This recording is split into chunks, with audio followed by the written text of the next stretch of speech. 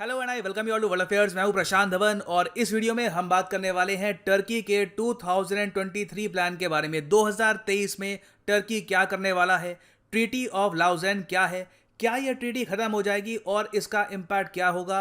Everything will become crystal clear now. इसके बारे में बहुत ही लंबे समय से काफ़ी आर्टिकल्स पब्लिश हुए हैं, रिपोर्ट्स पब्लिश हुई है कि टर्की ओटोमन एम्पायर फिर से हो सकता है कि रीस्टार्ट करे आफ्टर 223। कोई इनके हिसाब से कोई ट्रीटी खत्म होने वाली है तो इसका इम्पैक्ट आएगा और फिर से यहाँ पे टर्की घोषित कर देगा खुद को the caliphate of the Islamic world. तो यहाँ पे सब कुछ मैं आपको समझाऊंगा कि इशू क्या है और मोस्ट प्रॉब्ली यहाँ पर क्या होगा। नाउ सबसे पहले आपको जाना होगा शुरुआत में, क्योंकि ये जो पूरा टॉपिक है बिना वर्ल्ड वॉर 1 के आसपास का जो टाइम है उसको समझे बिना आप प्रॉपरली यहाँ पर कॉन्सेप्ट ग्रास्प नहीं कर पाओगे। नाउ ये आपके सामने नक्शा है ओटोमन एम्पायर का। ओटोमन एम्पायर के बारे में आपने 85 बार सुना होगा। ये एक मुस्लिम एम्पायर था और ये यूरोप से लेकर एशिया से लेकर अफ्रीका तक फैला हुआ था। 1299 में इसकी शुरुआत हुई थी और 1922 में इसका अंत हुआ। 800 साल लंबा एम्पायर था और यहाँ पे आप देखोगे ये इस एम्पायर का हाल था 1882 तक। आप अगर देखो तो जो साउथ एशियन रीजन है, हमारा रीजन इंडिया, पाकिस्तान, बांग्लादेश, ये ब्रिटिश इंडिया के अंडर आ चुका था। दुनिया काफ़ी हद तक डिफरेंट थी उस टाइम।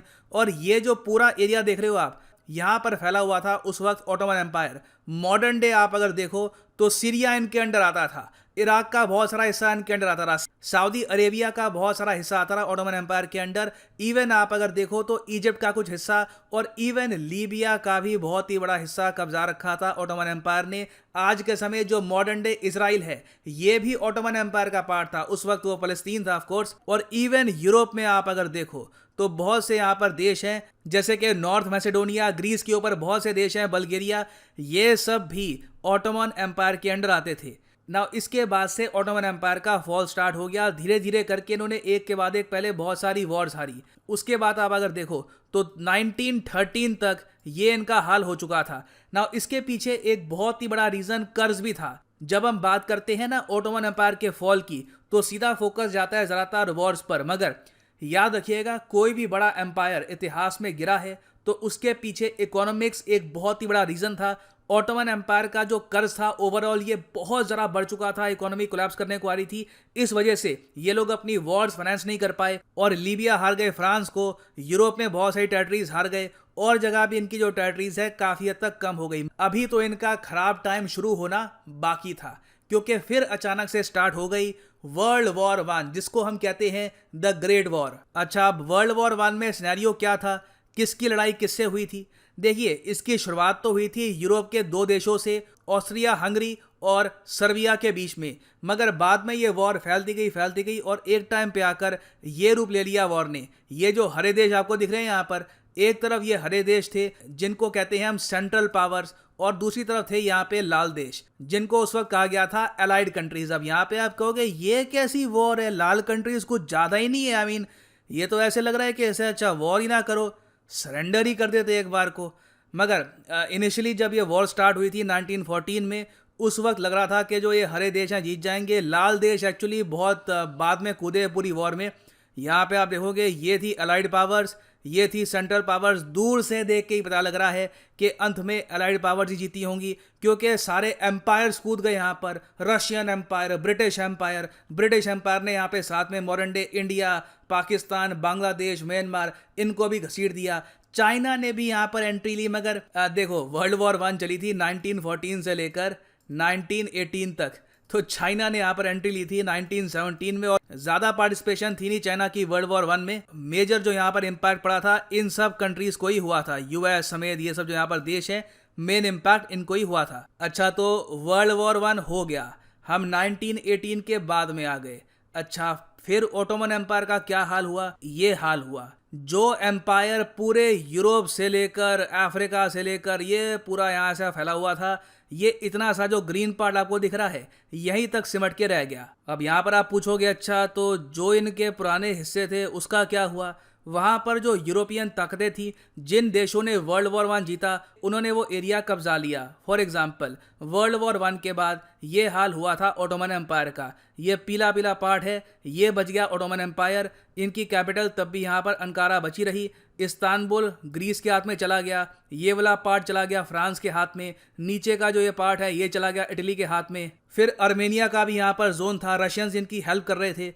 तो ऑल टुगेदर देश कंप्लीटली बट चुका था, देश पे बाहर की ताकतें यहाँ पर आ गई थी और ये दुनिया में उस वक्त एक बहुत ही बड़ा इवेंट था। ओटोमन एम्पायर की हार को लेकर भारत में प्रोटेस्ट स्टार्ट हो गए थे। खिलाफत मूवमेंट के बारे में आपने शायद सुना होगा इंडियन हिस्ट्री में। भविष्य में इन सब टॉपिक्स पर मैं डेडिकेटेड वीडियो भी लेके आऊंगा। वर्ल्ड वॉर वन की वीडियो आएगी, खिलाफत मूवमेंट की यहाँ पर वीडियो आएगी।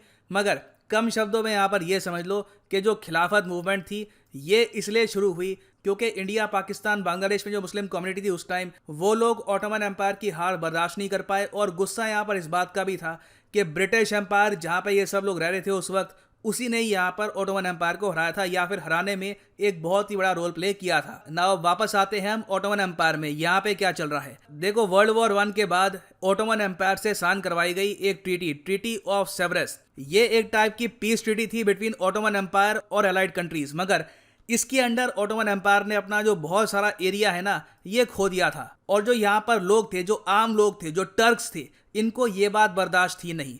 तो बाहर की ताकतों को अपने देश में देखते हुए इन लोगों ने एक वायलेंट इंडिपेंडेंस स्ट्रगल स्टार्ट कर दी। इंडिया जैसी नॉन वायलेंट नहीं, इन्होंने लड़ के इंडिपेंडेंस हासिल करी।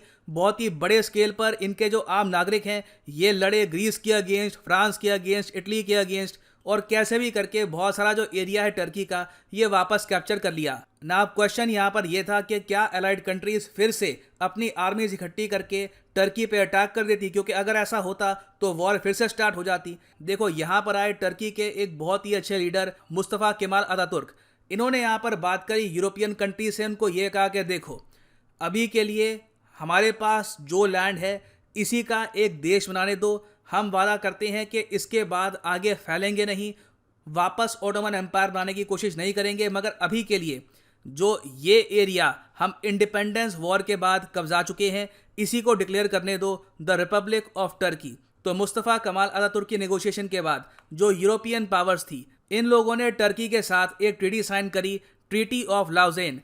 इसके अंडर यह डिसाइड किया गया कि अब ये आज के समय जो आप टर्की देखते हो ना, ये ऐसे फॉर्म होगा और टर्की अपनी बाउंड्री फैलाएगा नहीं। वापस से इस तरीके से ओटोमन एम्पायर क्रिएट करने की नहीं सोचेगा, क्योंकि ये करना बहुत ही इंपॉर्टेंट था।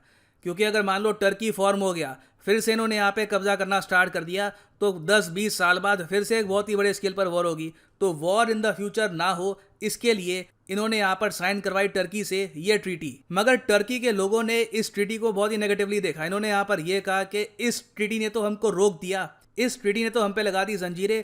अगर ये ट्रीटी ना होती तो वापस हम ओटोमन एम्पायर स्थापित कर देते। आसपास के जो देश हैं ये हमारे सामने कुछ भी नहीं है, हमारे पास मिलिट्री पावर है, इकोनॉमिक माइट है, हम आराम से फिर से एक बहुत बड़ा एम्पायर बना लेते। मगर जो ट्रीटी ऑफ लाउजेन है, इसने अब टर्की को बस लिमिट करके रख दिया है। उसके अलावा एक और बहुत बड़ी बात यह भी है कि ट्रीटी ऑफ लाउजेन की वजह से ही आज के समय जो टर्की है ये एक सेकुलर देश है, ये एक इस्लामिक रिपब्लिक नहीं है।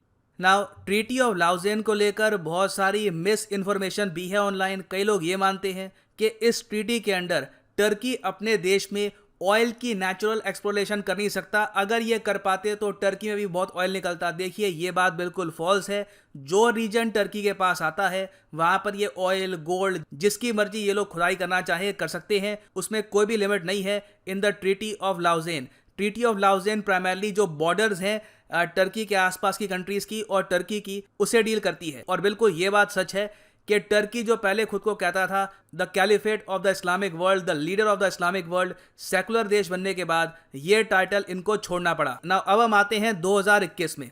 देखो, पिछले कम से कम 6-7 साल से ना टर्की में जो कंजर्वेटिव राइट विंग पार्टी है, प्राइमरली एर्दोगान की पार्टी, जो इनके प्रेसिडेंट है एर्दोगान, इनकी पार्टी, ये लगातार ये बात फैला रही है कि 2023 में जो ये ट्रीटी है इसको हो जाएंगे 100 साल, और 100 साल बाद अपने आप ये ट्रीटी खत्म हो जाएगी। मतलब कि ट्रीटी ऑफ लाउजेन इनके हिसाब से खत्म हो जाएगी। क्या ये बात सच है? तो इसका आंसर है नहीं।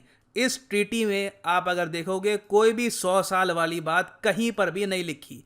ट्रीटी ऑफ लाउजेन 100 साल बाद अपने आप नहीं खत्म होने वाली है। यहाँ पर एक पॉसिबिलिटी है, टर्की खुद खत्म कर सकता है इस ट्रीटी को खत्म करना कोई इतना मुश्किल काम नहीं होता है। इतिहास में कई बार ट्रीटीज खत्म हो चुकी हैं और ये एक बहुत ही नॉर्मल चीज है। अगर हम देखें हिस्ट्री में काफी बार ट्रीटीज बनती हैं, टूटती हैं। और यूरोप में तो आप अगर देखो तो 2016 में जो यूरोपियन पार्लियामेंट है, ये अगेन ये कोई आर्टिकल का कटआउट नहीं है, ये यूरोपियन पार्लियामेंट की वेबसाइट का कटआउट है।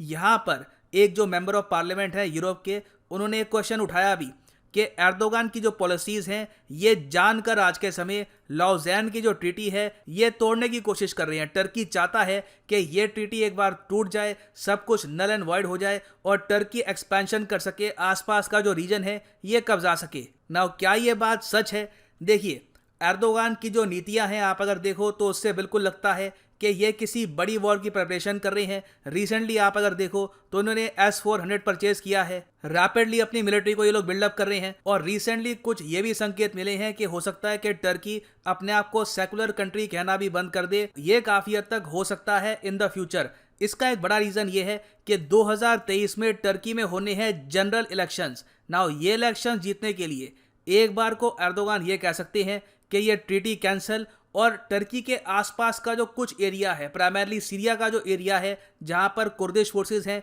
वो एरिया ये लोग यहां पर कब्जा सकते हैं। और इससे एर्दोगान को क्या होगा कि इलेक्शन में जीतने में काफ़ी हेल्प मिलेगी। लोग कहेंगे कि ये आदमी वापस ओटोमन एम्पायर को जिंदा करेगा, ये काफ़ी कुछ कर सकता है। मगर इन रियलिटी यही होगा कि टर्की एट मैक्स अपने आसपास थोड़ा सा जो रीजन है सीरिया का यही कब्जा पाएगा। उसके अलावा जो पुराना ओटोमन एम्पायर है ये वापस खड़ा नहीं कर पाएंगे। क्योंकि देखो सबसे बड़ा यहाँ पे अड़ंगा आने वाला है इजराइल का, क्योंकि ये लोग नॉर्थ में तो जाएंगे नहीं, नॉर्थ में जाएंगे तो ये सब नेटो कंट्रीज हैं, दिक्कत आएगी, वॉर स्टार्ट हो सकती है। इनको जाना होगा साउथ में, तो साउथ में सीरिया के बाद सीधा आता है इजराइल के पास न्यूक्लियर वेपन्स हैं, एटलीस्ट बताया जाता है कि उनके पास न्यूक्लियर वेपन्स हैं। तो अगेन ओटोमन एम्पायर वापस इस तरीके से खड़ा नहीं हो पाएगा।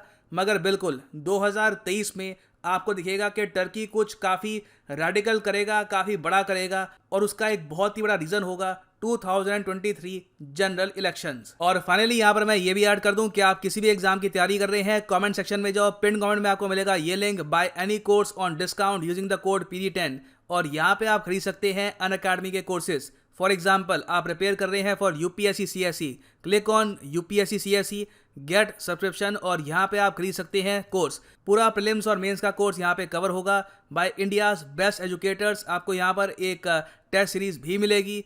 तो जो ये कोर्स है ये आप खरीद सकते हैं 36 महीने के लिए, 24 महीने के लिए। अगर आप एक कॉलेज स्टूडेंट हैं, आपके पास अभी टाइम है, मगर जो प्राइस यहाँ पर लिखा है ये पे करने की आवश्यकता नहीं है आपको। सीधा यहाँ पर एक कोड डालो PD10 और प्राइसेस यहाँ पे अपने आप गिर जाएंगे। सो यूज द कोड PD10 और प्राइसेस गिरेंगे। सो इसी नोट के साथ ये है वीडियो का। Thank you for listening and as always God bless you all.